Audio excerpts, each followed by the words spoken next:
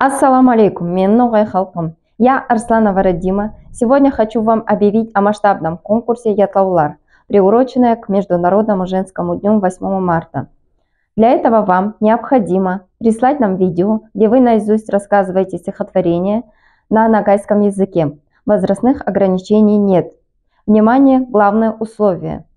Стихотворение должно быть посвящено женскому полу, то есть матери, бабушке, сестре, дочери и так далее.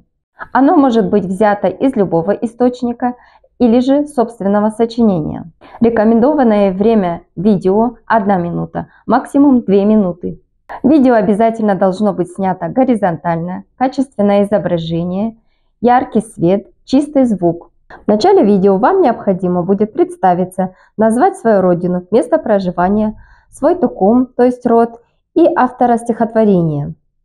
Видео надо отправлять только по номеру Telegram 8 928 032 39 52. Прием заявок до 25 февраля, после чего компетентное жюри выберет из всех участников 10 финалистов, которые примут участие в онлайн-голосовании.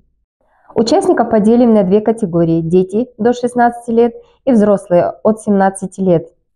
По итогам голосования призами награждаться будут 3 участника из категории «Дети» и 3 участника из категории «Взрослые».